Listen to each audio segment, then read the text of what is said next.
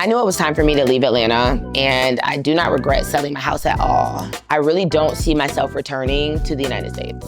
Even when you look at like the statistics of the average lifespan of a Black woman being there and just the stress, my hormones are more balanced here. I had to get this lotion for Liz, but it's like $45K, which is about $30. Maybe, for what's like Cetaphil comparable and should be about $20. So things just get pricey. So like even Eucerin eczema lotion is $35K, which is about $20, maybe $21. You might be able to find it on the street, but it's probably not real. I was blessed to be able to host my wedding. I had like over 60 African Americans. So now that I've introduced them to Africa, even my mom has not really gone to any other continent since. My family has fallen in love. People that I've met all over the continent, they all came to Nigeria. When I tell you, I had to kick these people out the country. They had a blast. Like, it was like one of my favorite moments in my life, honestly. Like, they just were like, yo, I've never felt like at home. So I started off in the United States. I am Black American. I went to Howard University for undergrad, found Howard, Washington, D.C. to just be very expensive, and I ended up moving to Atlanta. So I moved to Atlanta with my son. I think my son was around 3 when I moved to Atlanta. We go to Atlanta together, and that's when I fell in love with teaching. I became a public school teacher in DeKalb County for a very long time and actually bought my first home in Atlanta in DeKalb. Off Candler, I bought my first home. It was $100,000. That's all that I could qualify for as a teacher by myself as a single woman. So here I am living off Candler, if you know, you know, across from like South DeKalb Mall in the hood, essentially. Beautiful townhouse, but I made it mine. I'm with my son, and it just was not easy. Like, I've always known there was just more. You know, I've always felt like I've always just wanted more. So even when I was at Howard, like, I grew up in the DMV. I was like, I don't want to keep just doing the same thing, that hamster wheel. That's what encouraged me to move. So when I went to Atlanta, I started just feeling the hamster wheel. As a single mom, I'm paying a $1,000 like mortgage after taxes, after utilities, my car note $361, insurance $175, groceries by myself. It's almost like I was better off before I got my job teaching and was on like food stamps, WIC, and all these things, because as soon as you start actually having a job, even if it's a low-paying job, you don't get any help. So I'm sitting here, I'm taking care of Brayson by myself, working 2 jobs just to make ends meet, and it just became exhausting. So I had been watching YouTube a lot, and I saw a lot of people living their lives abroad. I was dating someone at the time, and he asked me if I could visit Ghana with him, and I went to Ghana, and I just fell in love. Like, I absolutely fell in love in Accra. And it was just a wrap ever since. As soon as I realized how much I love Accra, I then started bringing my family members, hosting teachers' trips, like trying to just shed light on the African continent. Up until then, I was ignorant myself on the beauty of Africa. Even though I, at Howard, majored in African diaspora and studies, they mainly kept it really pedagogical, very content-based. There was no real connection. So I had information, I had studied Kemet, I had studied Bantu, I had studied all these things, but as far as faces and like the actual spirit of the continent, I was not aware of until I was able to travel throughout the continent myself. So understanding my love for Ghana, I started looking for jobs on the continent that would lead me away from Georgia. So I ended up in Kenya, I've been in Tanzania, I've been in Uganda, I've been a lot of places, and right now I am in Abuja, Nigeria. So I met my husband. A lot of people will be like, thinking I met my husband in Nigeria. I did not meet my husband in Nigeria. I met my husband in Kenya, and the timing was just amazing. I planned on being in Nairobi. So even a lot of people on y'all's episodes, shout out to Tanika, Tadre, like these are my girls. Like I was in Nairobi, but I met my husband in Nairobi and he told me he just didn't want me to not be his wife anymore. So we ended up getting married and he moved me here to Nigeria. So this is my life here in Abuja. This is my home. Welcome to my home. I am here in Abuja. Come in. We got here, this house was actually a carcass. It was one of the houses that he just didn't really feel like working on. He was in his like bachelor season. So I was lucky enough to be able to have like a blank canvas to come to. So everything in this house I've kind of like picked out myself slowly, been changing. So let's start. Even with this wall, I found it on Pinterest.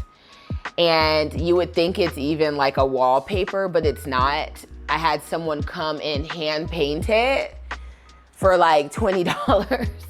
Like it was such a good deal and he's so good. So like you'll see another one of the things he painted in the house. I'm gonna change this soon, but I just love the fact that I can like show him something I want and it's there on the wall. So this is our main wall. This is our living room. We do live in a townhouse. It's a duplex. We live inside of town. So right now in Abuja, and I think honestly everywhere, everyone's really into like the panel vibes, the mirror. We got these seats made here. So I also showed somebody a picture of these seats that I saw on Pinterest. A part of supporting local businesses is being patient because I did not ask for this cherry wood color. Actually, I asked for a sandalwood color, but he felt like cherry wood was best. So that is what I got, and that is what we are grateful for. So that's here, you guys. Let's go to my kitchen. One of the best things I can say about moving here to Abuja has been the weight off my back. So I wake up and I really have time to pursue my own passions. So I have been able to dive into content creation. I have written children's books. I have began to develop one of the pieces of land that my husband gifted me in Asaba. I have been able to like do YouTube interviews, join Niger Wives Club, which is a club full of foreign women who all live here with their Nigerian husbands. And I've just been really able to dive into my own personal interests in a way that I never was able to before. So I have like an Igbata D9 design business that I've started. Like I've just been able to play around with my thoughts and my desires because I do not have to worry about cooking all day, cleaning, just the weight of managing a household. So one of my biggest blessings here, her name is Blessing. She is my house manager and she's also my nanny. I pay her about $200K, which is about $150, maybe $140 a month, and she works for me 5 times a week, and she cooks. She manages my child's meals, playing with her while I am usually like out during the day running errands or doing like research, searching for jobs online and those type of things. We also have a house cleaner. So at first, Blessing started off as my cleaner. So she would cook and clean, but once I had my baby, I just did not like internally feel safe hiring a nanny on. So I didn't want to stress Blessing either. So that's when we got a cleaner. So don't just think like we started off with like cook, cleaner. No, it's once Bliss came, I wanted her to be able to focus on just taking care of the baby. So my experience having a baby here has been night and day. As far as when I had my son in the States, it was like I'm fighting to survive. Every day. I'm taking care of everything. I'm waking him up in the morning, getting him dressed, getting him fed, getting myself dressed, getting myself fed, packing his bags, dropping him off, going to my job, doing my job, getting off, picking him up, taking him to the babysitter, working my second job, picking him up again from the babysitter, going home, bathing him, and starting all over again. So here, I wake up and I just feel blessed every day. I feel blessed for my daughter even because to have a parent who is in that like sense of just anxiety, overworking. It's honestly not even good for children. So one thing about being here that I have just loved is the sense of community in raising my daughter, whether it even be my neighbors. Like, it's just like here in Nigeria, they say our wife, right? I almost feel like it's like our daughter as well, our son. Like, everywhere I go, I know that my children are being looked after and cared for as if they're the children of that household. And I honestly can say I feel that way. It's true. I am blessed because I met my husband and the house was paid off. So I don't really have like a rent situation. Here on the continent, as y'all have seen in the videos, there's no mortgage, none of that. So my husband owns a house in Delta State. He owns a house here in Abuja. So I met him in that state. I'm now saving up to be able to purchase my own home in my own name here in Nigeria, but it's not easy. Like, people think Abuja is very cheap, but it's quite price comparable.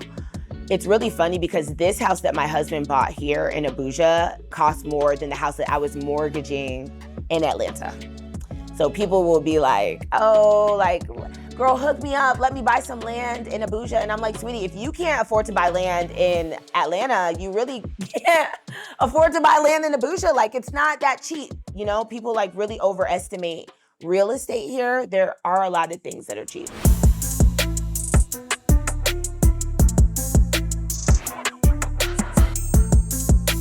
Brayson being here in school has been one of my favorite things about living here in Abuja. The discipline that Nigerians offer is beyond. And it's something that I insist on being in my son.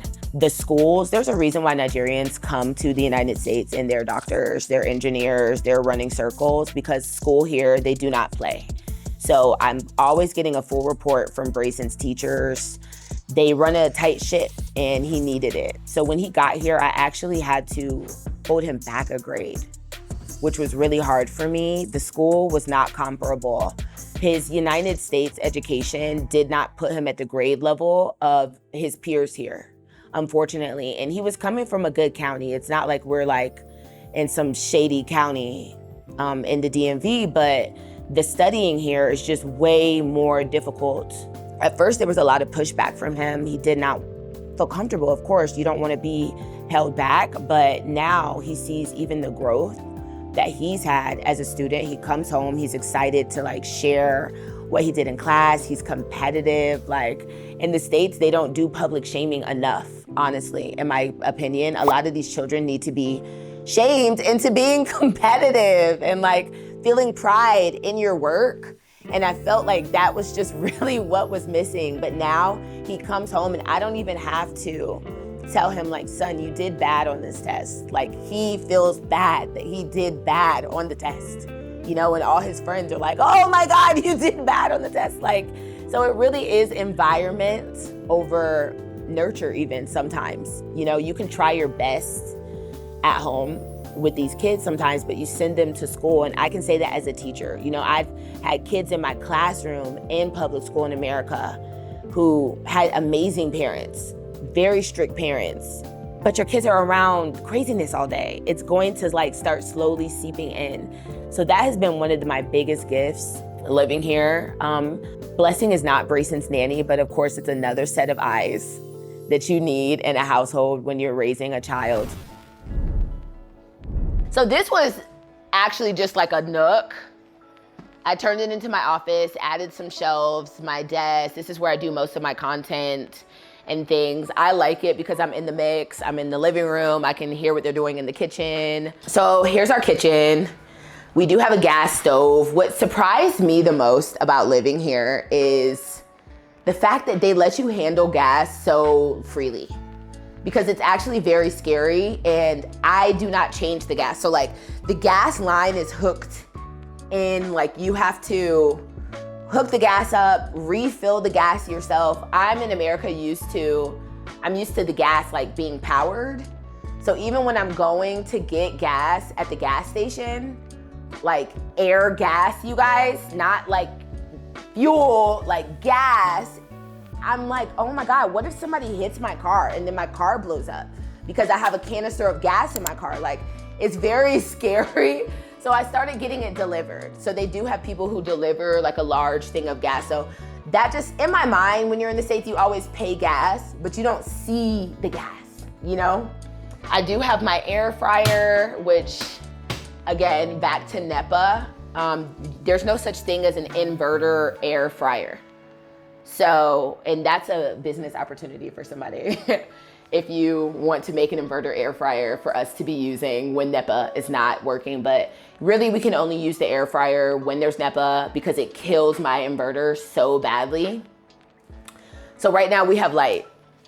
We have our house situated to where there is no microwave usage when there's no light. Like, my son's running games where we use so much like passive energy. I really like to conserve the inverter just in case there's an emergency. So some people will leave their microwave on the inverter. I do not. So this is also Brayson's indicator of if we have light or not. So he'll, oh, is the microwave on? Cool, we have light, yeah. Life here is definitely cheaper. Obviously, childcare in the United States is absolutely insane.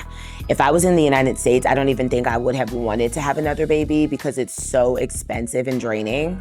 One thing that did shock me about Nigeria is that filling up our gas tank is the same price. So when I call my sister at home, there's even times where her gas has been cheaper than my gas here in Nigeria, this oil country, which is insane. My sister's light bill has also been cheaper than mine.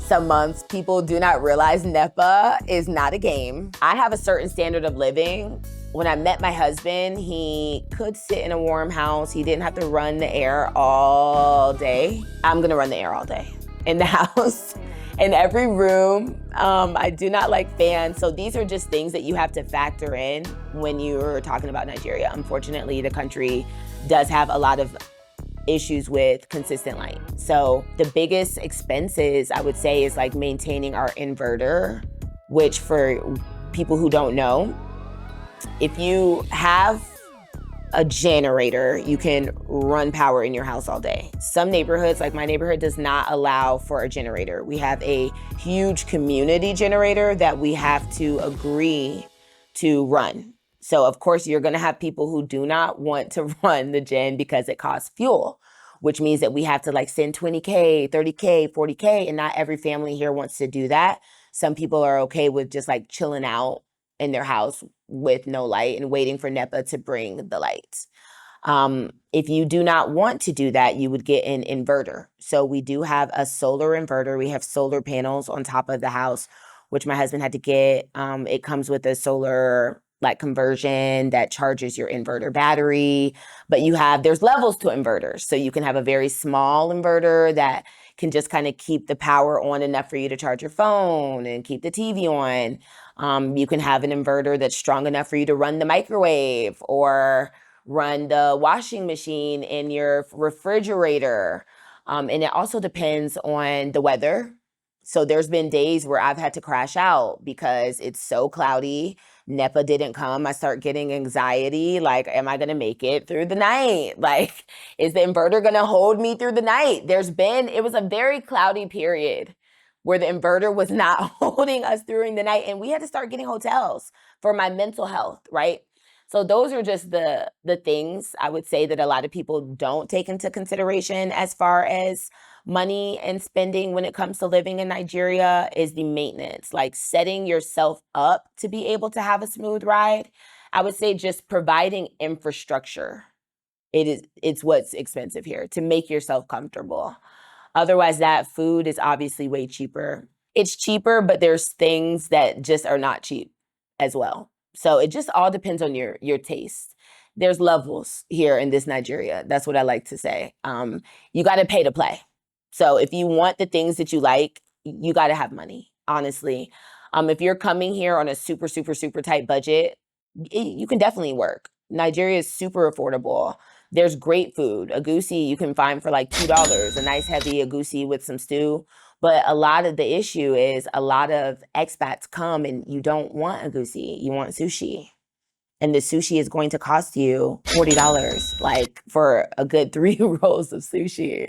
So it's just about managing yourself into the limit that you can afford. Cheese here is so expensive and it shocks me. I'm a cheese lover. Like, to do a good charcuterie board here would be about at least $200. At least $200. I think a block of Gouda this big when I went to Dunes was like $50 almost. It was about $40 or $50 for just a block of Gouda. So it's just adjusting. I think it's very affordable as compared to my life in the United States. All right, so we are at One Stop Baby Shop. Things are not as cheap as people think. So this is why I brought you guys here, because I'm not even gonna say too much. Let's go. Hello.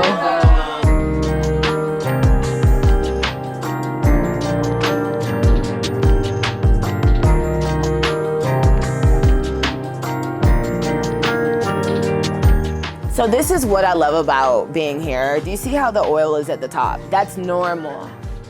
So we're so used to like this processed, everything being, you know, in the States, but it's normal to have oil. It's normal to be separated. How much is this box? It's 115. But how much is this? This one is 14,000. So that's what I'm saying again, you guys. If you're gonna get Huggies, it's 114K. But you can also get an affordable for 14K. You get? So it just depends. Some people come and they're like, oh, I don't want these type of diapers. I get these only because she has sensitive skin. Otherwise, there's nothing wrong with these diapers, to be honest. But she just like, when I did try to use these, she kept getting rash really quickly. Like, so that's why we prefer these. So we'll get this. So the total is $311K. I think that's about like $180 maybe. I'm gonna let you guys know. This is our second living room. I used to have like these canvas paintings up, you guys, and I just took everything down because I'm ready to redo the house, kind of. So this is that second wall I was telling you about that he hand painted. And this is one of my favorite things in this house for now. So it's been like this for about like a year. I think I'm gonna change it soon, but this is the second living room when I'm like, you guys, I don't wanna hear, I'm working in my office, come. And then this is the kids' floor. Come in. So this is mommy's room. Before I had Bliss, this used to be my content room. Mommy, can you behave? Before I had Bliss, this used to be my content room. And I had like my mirror and everything in here. And then she came and took a room away from me. So, no, I'm just kidding. So yeah, this is her room. This is a gele that we got made for her when she was a baby. I wanted this space to be conducive for Blessing as well. I didn't want Blessing to feel like, oh my God, Blessing, you can come in the frame. You don't have to hide. I didn't want Blessing to feel like when she's here, she's like in Bliss's room with nowhere to sit. So I just felt like it's important to have like a day bed somewhere where she can be comfortable, or even if I have guests come, they can like come. So even though this is not Bliss's bed, obviously anytime soon, I just felt like it was good. I got this made here as well. So a lot of furniture I have just gotten made. You can get Turkish furniture and all these things, and they're good and they're nice, but I just like to give somebody my idea and have them run with it. It has drawers in here that I'm not gonna pull out. I got these curtains made here as well, chose the gold. This is another thing that he painted for me. And this is my favorite part of my baby's room. My baby went viral here in Nigeria. She's one of the first babies to break the internet with her newborn gele. Right, sweetie? So we have a picture of mommy. So yeah, y'all get the vibe. I just want it like cool, calm. I added these paneling. It's really, really easy. The good thing about here is they're very fair with labor. Sometimes in the States, by the time that you pay for materials, by the time that you pay for the labor, like it could run you like $5,000, $10,000. Like your labor is very, very fair. So this wall was just a plain wall. I added these very easily, turned that into a gray wall. So it was really fun personalizing her room. So some of her first books are actually books that I have written. These are my children's books. Little Mommy, one of them is The Legacy of Nigeria, so I do read this to her at night. Okay, yeah, she knows this one. Thank you, Mommy, thank you. Right across from her room is my son's room. Ever since leaving the United States and traveling the continent of Africa, settling here in Abuja, Nigeria, my quality of life has increased. My ways of knowing have expanded. I've met so many beautiful women, beautiful people who are yoked with me, aligned. I met my husband on this continent. I had my child on this continent. I don't know. I can't even imagine if I had not left. Like, when I look back, I almost feel bad for what I would have been going through. And I know it would have just gotten worse, right? Because even when I'm talking to my friends, they're like, Brittany, my mortgage went up again because of taxes, but my paycheck didn't go up. Brittany, salmon is this much. Brittany, I can't afford this. You know, Brittany, I'm tired. Brittany, I still don't have a man. Like, just all these things, like, I don't know. So I look at what life could have been and I don't want it. I feel blessed and I'm happy.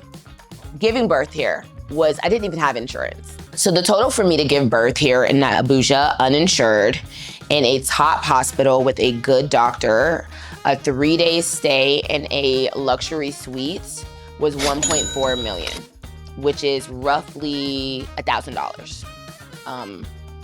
That was with like great nurses. The only thing is you do have to come with things. So in the United States, we're used to leaving with things. You leave with like, you're taking their diapers, you're taking the formula, you're taking the blankets. No, here you do have to come with a bag of your items. So we came with olive oil. They asked me to bring like diapers, baby clothes, blankets, everything that she would need.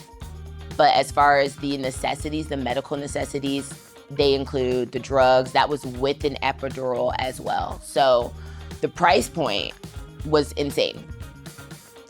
And I truly enjoyed my birth experience. Everyone told me, don't give birth there, don't give birth. She's not even gonna have citizenship. My baby had her passport and her United States issued citizen birth abroad birth certificate within 6 weeks. Before she turned 6 weeks, we had her passport in our hands.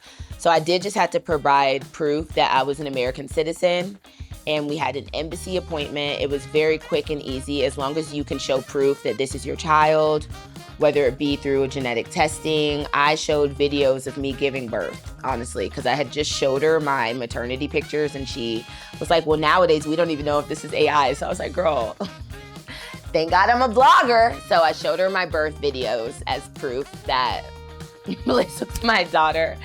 And I even just recently got her social security number. So I was able to file her on my taxes. So I handle my business. That's all you gotta do, you guys, is just be meticulous when you're moving around.